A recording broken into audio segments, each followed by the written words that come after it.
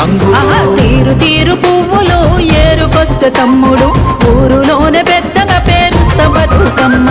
తీరు తీరు పువ్వులు ఏరుకొస్తే తమ్ముడు ఊరులోనే పెద్దగా పేరుస్తా బతుకమ్మను